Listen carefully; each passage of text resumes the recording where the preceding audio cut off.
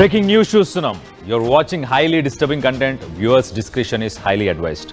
So మొత్తం మీద ఇటు సత్యసాయి జిల్లాలో ఎవరైనా బావ బ్రతుకుని కోరుతాడు, కానీ ఇక్కడ బావమర్ది తన సొంత బావ కొడుకునే చంపేశాడు. అంటే అల్లుడినే చంపేశాడు. ఎందుకు చంపేశాడు అని అంటే బావ మీద కోపంతో. తన కొడుకు క్యాన్సర్తో బాధపడుతున్నాడు. ఆ క్యాన్సర్తో బాధపడుతున్న కొడుకుకి చికిత్స చేయించడానికి బావని డబ్బులు అడిగాడు. బావ ఎంతో కొంత ఇచ్చి ఇంత మాత్రమే చేయగలుగుతాను నేనని చెప్పాడు. దాన్ని తట్టుకోలేకపోయాడు బావమర్ది ప్రసాద్ దాన్ని మనసులో పెట్టుకున్నాడు. బావ కొడుకు 4 సంవత్సరాల కొడుకుని మొత్తానికైతే గరికపల్లె అనే ఒక ఊరు నుంచి ఆ 4 సంవత్సరాల ఆ కొడుకుని తీసుకెళ్ళిపోయారు. తర్వాత వీళ్ళందరూ సత్యసాయి జిల్లాకు సంబంధించిన తాళపుల మండలానికి సంబంధించిన వాళ్ళు. ఇది కదిరి కిందికి వస్తుంది. సో మొత్తం మీద ఈ దారుణమైన ఒక సంఘటన అక్కడ చోటు చేసుకుంది. కుమారుడి క్యాన్సర్ వైద్యానికి బావను డబ్బులు అడిగినప్పుడు డబ్బులు ఇవ్వలేదు అని ప్రసాద్ మనసులో పెట్టుకున్నాడు. అడిగినంత డబ్బులు ఇవ్వలేదనా.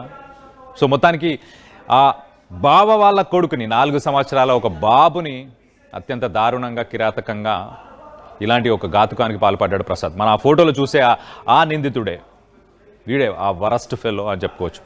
సో ఈ మనిషి చేసిన పని మొత్తం మీద ఇప్పుడు బయటపడింది.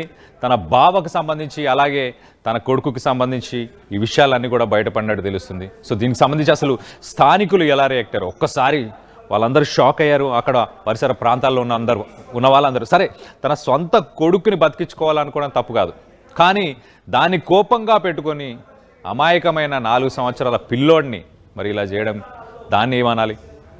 సరే కొడుకు మీద తండ్రికి ప్రేమ ఉండడం తప్పులేదు, కానీ ఎదుటి వాళ్ళకు కూడా ఇప్పుడు ఆ పిల్లాడికి కూడా శోకాన్ని మిగిల్చాడు, ఆ తల్లిదండ్రులకు శోకాన్ని మిగిల్చాడు.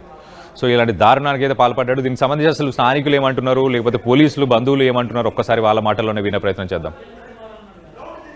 అన్న కనుక్కుంటా ఉంటారా అని మళ్ళీ ఎస్ఐ సార్కు లైన్ కలిపి నా తన సార్ ఇచ్చినాడు. సార్ ఏమైంది ఏం కథ ఇట్లా వదిలిపెట్టినాడు సార్ మా వదిలితాన ఇట్లా బల్లో నుంచి పిలుచుకొచ్చి సేనికాడి పిలిచవి 2-3 సార్లు తిప్పినాడంట. మళ్ళా పోతానమ్మ చెప్పేసి పోయినాడంట సార్.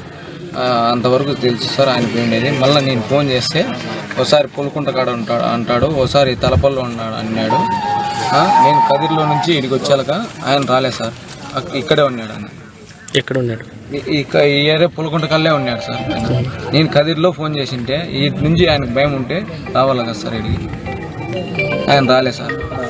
అన్న కనుక్కుంటా ఉంటారా అని అనుమానం వస్తానట్లే మనం ముందే ఇప్పుడు మా ఎమ్మెల్యే గారికి ఫోన్ చేసినాం. ఫోన్ చేసిన వెంటనే సిఐ గారికి, డిఎస్పీ గారికి అందరికీ ఎమ్మెల్యే గారు చెప్పిన వెంటనే వాళ్ళు కూడా అందరూ కూడా వెంటనే స్పందించి 1:30 ఆ మూమెంట్లో ఫోన్ చేసినాడు. 2:30కంతా అంతా రావడము, ఎతకడము, తర్వాత అతని మీద ఇట్లా అనుమానం ఉందని చెప్పి వీళ్ళు చెప్పిన వెంటనే మనం వాళ్ళకి చెప్పిన తర్వాత సార్ వాళ్ళు నైట్ విచారణ చేసిన తర్వాత మనకి ఇక్కడ బాడీ ఇట్లా ఉందని చెప్పి ఇటు వరకు మనకు రావడము, అతనే చేసినాడనే కన్ఫెషన్లోకి రావడం జరిగింది. ఇంకా ఏమనేది ఇంకా తదుపరి ఇంకా పోలీసు వాళ్ళు చెప్తే మనకు తెలుసు. మొత్తానికైతే పోలీసులు విచారించిన తర్వాత పోలీసు విచారణలోనే ఈ నిజాలు బయటకు వచ్చినట్టు తెలుస్తుంది. ఎంతో కొంత అనుమానం ఉండి పోలీసులని వీళ్ళు సంప్రదించినట్టు తెలుస్తుంది. దీనికి సంబంధించి ఒక్కసారి మనం మరిన్ని వివరాలు తెలుసుకునే ప్రయత్నం చేద్దాం. మా ప్రతినిధి చెల్లానాయుడు ఉన్నారు. చెల్లానాయుడుతో మాట్లాడి తెలుసుకునే ప్రయత్నం చేద్దాం. చెల్లానాయుడు చెప్పండి, అసలు డబ్బులు ఇవ్వలేదన్న ఉద్దేశంతోనేనా, లేకపోతే డబ్బులు ఉండి కూడా బావ ఇవ్వట్లేదు, నా కొడుకుని నేను దక్కించుకోవాలి, కాపాడుకోవాలని ప్రయత్నం చేద్దామని ఆ ఉద్దేశంతోనే ఇలా చేశాడా, లేకపోతే పగ పెంచుకున్నాడా? అసలు ఈ ప్రసాద్ వాళ్ళ కొడుకు బతుకున్నారా? కళ్యాణ్ ఏదైతే ఉందో శ్రీ సత్యసాయి జిల్లా కరికేపల్లి గ్రామంలో అయితే మాత్రం తీవ్ర విషాద ఛాయలు అలుముకున్నాయి. ఎందుకంటే ఈరోజు వాళ్ళ కళ్ళ ముందు ఆడుకుంటూ తిరిగినటువంటి చిన్నారి హర్షవర్ధన్ ఏదంటే ఒక వ్యక్తి చేతిలో మృతి చెందడం అనేది చాలా గ్రామస్తులు అయితే జీర్ణించుకోలేనటువంటి పరిస్థితి. ముఖ్యంగా సొంత బంధువు ఏదైతే ఉందో హర్షవర్ధన్ తండ్రికి చెల్లెలైనటువంటి చెల్లెల భర్త తన కొడుకుకి క్యాన్సర్ ఉంది. క్యాన్సర్ ఉంటే గతంలో కూడా ఏదో సహాయం అడిగితే ఆర్థిక సాయం కూడా ₹1,00,000 దాకా చేశారు. ఇంకా మిగతా ఇతరత్ర కూడా సహాయం చేశారు. అయినప్పటికీ కూడా ఇప్పుడు మరొకసారి నాకు డబ్బు కావాలి అని చెప్పేసి ఏదో అడగడం వల్ల వీరి పరిస్థితుల దృష్ట్యా లేవని చెప్పడం వల్ల ఏకంగా అతను మనసులో మరి కక్ష పెంచుకున్నాడు ఏంటో తెలియదు, కానీ ఏకంగా చిన్నారి ప్రాణాలు తీసేందుకు తెగించడం అనేది ఇప్పటికీ కూడా ముఖ్యంగా తల్లిదండ్రులతో పాటు గ్రామస్తులు కూడా జీర్ణించుకోలేనటువంటి పరిస్థితులు నెలకొని ఉన్నాయి. ఎందుకంటే మధ్యాహ్నం అబ్బాయి అంగన్వాడీలో సెంటర్లో ఉన్నటువంటి హర్షవర్ధన్ ఏదో తినుబండారాలు కొనిస్తానని చెప్పి తీసుకొచ్చినటువంటి ప్రసాద్ ఏకంగా ఆ అబ్బాయి ప్రాణాలను చిదిమేస్తాడు అని చెప్పేసి ఎవరు కూడా ఊహించినటువంటి పరిస్థితి. వెంటనే వారికి అక్కడ ఉండాల్సిన బాబు లేకపోవడంతో వీళ్ళు హుటాహుటిన వెంటనే ఎవరు తీసుకెళ్లారని తెలిసిన అంగన్వాడీ సెంటర్లో వాకప్ చేస్తే ప్రసాద్ మీ బంధువు ప్రసాద్ తీసుకెళ్లాడని చెప్పి తెలిసిన వెంటనే కూడా వాళ్ళు పోలీసుల్ని సంప్రదించారు. అలాగే ఎమ్మెల్యేకి ఇన్ఫార్మ్ చేశారు. ఎమ్మెల్యే కూడా మొత్తం పోలీసు యంత్రాంగాన్ని డిఎస్పీతో సహా అందరినీ యంత్రాంగాన్ని కూడా అప్రమత్తం చేశారని చెప్పేసి బంధువులు చెప్తున్నారు. ఇటువంటి సిచ్యువేషన్ లో నుంచి ఏదో ప్రాణాలతో ఉంటాడు, ఏమి చేసి ఉంటాడనే ఒక చివరి ఆశ మాత్రం వారికి రాత్రి లోపల పూర్తిగా నీరు గారిపోయినటువంటి పరిస్థితి. ఎందుకంటే ఎక్కడో ఒక చోట దాచి ఉంటాడో లేదంటే ఏదైనా ఎక్కడైనా పెట్టి ఉంటాడనే అనుకున్నారు, కానీ ఈ రకంగా ప్రాణాలు తీసే స్థాయికి వెళ్తాడని మాత్రం వారు ఏమాత్రం అసలు మేము ఎక్స్పెక్ట్ చేయలేదని బంధువులు కానీ తల్లిదండ్రులు కానీ చెప్తున్నటువంటి పరిస్థితి అయితే నెలకొంది కళ్యాణ్. అయితే చివరికి పోలీసులు తీసుకెళ్లి తీవ్రంగా అడిగిన పరిస్థితుల్లో అతను ఫలాని సంఘటన స్థలం ఫలాని ప్లేస్ లో అబ్బాయి హర్షవర్ధన్ ఉన్నాడు అని చెప్పేసి చెప్తే నిన్న రాత్రి వెళ్ళి వెతకగా అక్కడైతే మాత్రం బాడీ హర్షవర్ధన్ శవమై పడి ఉన్నాడు. ఇటువంటి సిచ్యువేషన్ వాడిని ఇప్పటికైతే మాత్రం జీర్ణించుకోలేటువంటి పరిస్థితి. సొంత బంధువు ఏదైనా అడిగి ఉంటే ఖచ్చితంగా మేము ఆ పిల్లోడి కోసం ఇది గతంలో హెల్ప్ చేసాం, మరీ కూడా హెల్ప్ చేసే వాళ్ళం.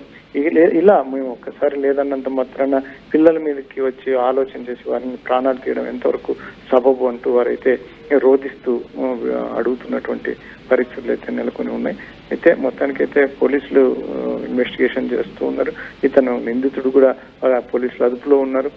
అయితే విచక్షణ కోల్పోయి ఒక క్షణికావేశంలో తీసుకున్నటువంటి ఇటువంటి నిర్ణయాల వల్ల ఒక నిండు ప్రాణం ఎంతో భవిష్యత్తు ఉన్నటువంటి అబ్బాయి ప్రాణాలు కోల్పోవడం అనేది చాలా దారుణం అని చెప్పేసి గ్రామస్తులు అయితే మాత్రం తీవ్రంగా ఇప్పటికీ కూడా ఆందోళన చెందుతున్నటువంటి పరిస్థితులు నెలకొని ఉన్నాయి. Kalyan. Right, Salake Naidu, thanks for the latest update. మొత్తం మీద ఒక దారుణం అని చెప్పుకోవాలి.